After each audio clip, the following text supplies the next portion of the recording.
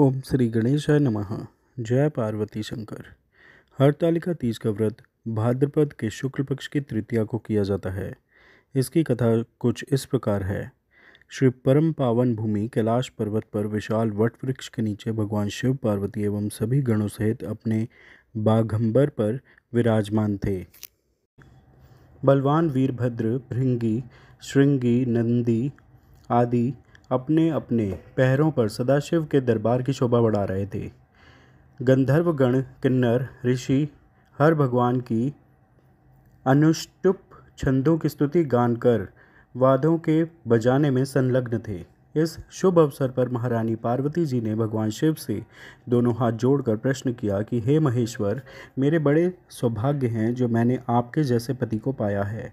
क्या मैं जान सकती हूँ वह कौन सा पुण्य था? आप तो अंतर्यामी हैं, मुझे बताने की कृपा करें।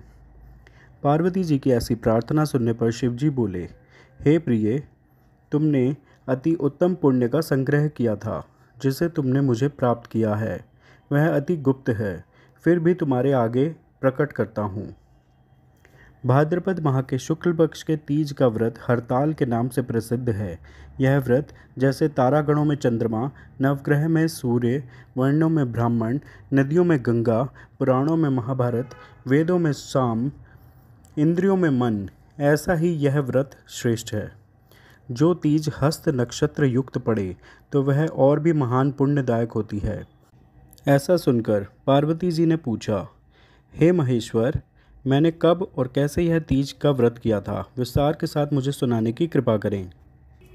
इतना सुन भगवान शंकर बोले, भाग्यवान उमा, भारत के उत्तर में एक श्रेष्ठ पर्वत है, उसके राजा का नाम हिमाचल है। वहाँ तुम भाग्यवती रानी मैना के गर्भ से उत्पन्न हुई थी। तुमने बाल्यकाल से ही मेरी आराधना करना आरंभ कर दिया था। कुछ उम्र बढ़ने पर तुमने हिमालय की दुर्गम गुफाओं में जाकर मुझे पाने हेतु तपस्या की थी। तुमने ग्रीष्म काल में चट्टानों पर आसन लगाकर तपस्या की थी। वर्षा ऋतु में पानी में तप किया। शीतकाल में पानी में खड़े होकर मेरे ध्यान में संलग्न रही। इस प्रकार 6 कालों में तपस्या करके भी जब दर्शन ना मिले तब तुमने ऊर्ध्व मुख होकर केवल वायु सेवन की। फिर वृक्षों के सूखे पत्ते खाकर इस शरीर को क्षीण किया। ऐसी तपस्या में तुम्हें लीन पाकर महाराज हिमाचल को अति चिंता हुई और तुम्हारे विवाह हेतु भी चिंता करने लगे। इसी शुभ अवसर पर महर्षि नारद जी उपस्थित हुए। राजा ने हर्ष के साथ नारद जी का स्वागत व पूजन किया।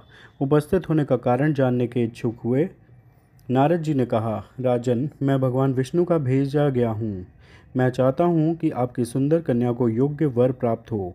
वैकुंठ निवासी शेषशायी भगवान ने आपकी कन्या का वरण स्वीकार किया है। राजा हिमाचल ने कहा, महाराज, मेरे सौभाग्य हैं जो मेरी कन्या को विष्णु जी ने स्वीकार किया है। मैं अवश्य ही अपनी कन्या उमा का कन्यादान करूँगा। यह सुनिश्चित हो जाने पर नारद जी बैकुंठ पहुंचकर श्री विष्णु भगवान से पार्वती जी के विवाह का निश्चित होना उनको सुनाया। इधर महाराज हिमाचल ने वन में पहुंचकर पार्वती जी से भगवान विष्णु से विवाह होने का निश्चित समाचार उनको सुनाया। ऐसा सुनते ही पार्वती जी को महान दुख हुआ। उस दुख से तुम बहुत विहल कर अपनी सखी के पास पहुंचकर विलाप करने लगी। तुम्हारा विलाप देखा सखी ने तुम्हारी इच्छा जानकर कहा, देवी, मैं तुम्हें ऐसी गुफा में तपस्या को ले चलूँगी जहाँ तुम्हें महाराज हिमाचल कभी भी ना ढूंढ सकेंगे। ऐसा कहकर उमा उस सहेली सहित हिमालय की गहन गुफा में विलीन हो गई। तब महाराज हिमाचल घबरा कर पार्वती जी को ढूंढते हुए विलाप करने लगे कि मैंने विष्णु को वचन दिया है, वह कैसे पूर्ण हो सकेगा। ऐसा कहकर मूर्छित हो गए। तत्पश्चात सभी पुरवासियों को साथ लेकर ढूंढने को महाराज जी ने पदार्पण कर ऐसी चिंता करके कहा कि क्या मेरी कन्या को कोई व्याघ्र खा गया है, या सर्प ने डस लिया है, या कोई राक्षस ले गया है। उस समय तुम अपनी सहेली के साथ ही गहन गुफा में पहुँचे, बिना जल अन्न के व्रत को आरंभ करने लगी। उस दिन के बाद मास की तृतीया शुक्ल पक्ष हस्त नक्षत्र युक्त थी। व्रत पूजा के फलस्वरूप मेरा सिंहासन हिल उठा तो मैं जाकर तुम्हें दर्शन दिया। तुमसे कहा, देवी, मैं तुम्हारे व्रत और पूजन से अति प्रसन्न हूँ, तुम अपनी कामना का मुझे वर्णन करो। इतना सुन तुमने लज्जित भाव से प्रार्थना की कि आप अंतर्यामी है, मेरे मन के भाव आपसे छुपे नहीं हुए हैं, मैं आपको पति स्वरूप में चाहती हूँ। इतना सुनकर मैं तुम्हें एवमस्तु इच्छित पूर्ण वरदान दे अंतर्ध्यान हो गया। इसके बाद तुम्हारे पिता हिमाचल मंत्रियों सहित ढूंढते ढूंढते नदी तट पर मारे शोक से मूर्छित होकर गिर पड़े। इस समय तुम सहेली के साथ मेरी बालू की मूर्ति विसर्जन करने हेतु नदी तट पर पहुंची। तुम्हारे नगर निवासी मंत्रीगण हिमाचल सहित तुम्हारे दर्शन से अति प्रसन्नता को प्राप्त हुए और तुमसे लिपट लिपट कर रोने लगे। बोले, उमा, तुम इस भयंकर वन में कैसे चली आई हो जो अति भयानक है। यहाँ सिंह, व्याघ्र, जहरीले भयानक सांपों का निवास है, जहाँ मनुष्य के प्राण संकटों में हो सकते हैं। अतः पुत्री, इस भयंकर वन को त्याग कर अपने गृह को प्रस्थान करो। पिता के ऐसे कहने पर तुमने कहा, पिताजी, मेरा विवाह आपने विष्णु भगवान के साथ स्वीकार किया है, इससे मैं इसी वन में रहकर अपने प्राण विसर्जन करूंगी। ऐसा सुन महाराज हिमाचल अति दुखी हुए और बोले, प्यारी पुत्री, तुम शोक मत करो, मैं तुम्हारा विवाह भगवान विष्णु के साथ कदापि ना करूँगा। तुम्हारा अभीष्ट वर जो तुम्हें पसंद है उन्हीं सदाशिव के साथ करूँगा। तुम मेरे पर अति प्रसन्न हो सहेली के साथ नगर में उपस्थित होकर अपनी माता एवं सहेलियों से मिलती हुई घर पहुँची। कुछ समय बाद शुभ मुहूर्त में तुम्हारा विवाह वेद विधि के साथ महाराज हिमाचल व महारानी ने मेरे साथ कर पुण्य का अर्जन किया। हे सौभाग्यशालिनी, जिस सहेली ने तुमको हरण कर हिमालय की गुफा में रखकर मेरी प्राप्ति का व्रत कराया, इसी से इस बात का नाम हरतालिका व्रत पड़ा है। इस व्रत से जुड़ी एक मान्यता यह है कि इस व्रत को करने वाली स्त्रियां पार्वती जी के समान ही सुखपूर्वक पति रमण करके शिवलोक को जाती हैं। सौभाग्यवती स्त्रियां अपने सुहाग को अखंड बनाए रखने और अविवाहित युवतियां मन मुताबिक वर पाने के लिए हरतालिका तीज का व्रत करती हैं। इस दिन व्रत करने वाली स्त्रियां सूर्योदय से ही पूर्व उठ जाती हैं और नहाकर पूरा श्रृंगार करती हैं। इस प्रकार यह व्रत सब व्रत में उत्तम है। यह सुनकर माता पार्वती ने कहा, प्रभु, आपने आपसे मिलने की सुखद कथा सुनाकर मुझे प्रसन्न तो किया, पर इस वक्त के करने का विधान व इसका फल नहीं सुनाया।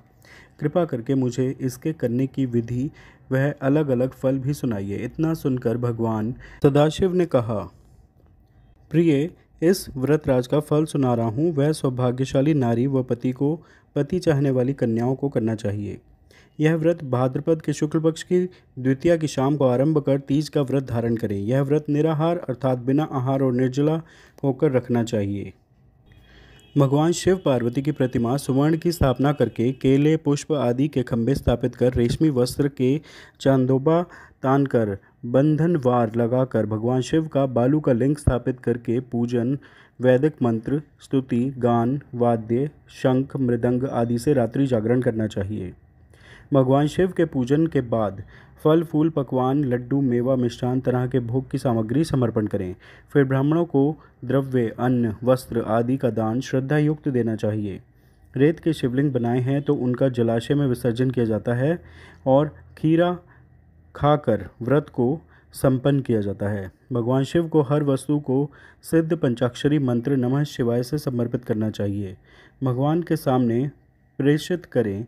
अंत में पार्वती जी से इस प्रकार प्रार्थना करें, जग जग माता, जय जग माता, मेरी भाग्य विधाता, तुम हो पार्वती शिव की प्यारी, तुम दाता आनंद पुरारी, सती संतों में रेख तुम्हारी, जय हो आनंद दाता। इच्छित वर मैं तुमसे पाऊँ, भूल चूक का दुख न उठाऊँ, भाव भक्ति में तुमको पाऊँ, कर दो पूर्ण बाता। प्रार्थना के बाद पुष्पों को दोनों हाथ में लेकर पुष्पांजलि समर्पित करें। चतुर्थी को शिवलिंग का किसी नदी या तालाब में विसर्जन करें। 3 ब्राह्मणों को भोजन कराकर दक्षिणा देवें। इस प्रकार यह व्रत पूर्ण करने से नारी सौभाग्यवती होती है, धन व पुत्र पौत्रों से सुखी होकर जीवन व्यतीत करती है।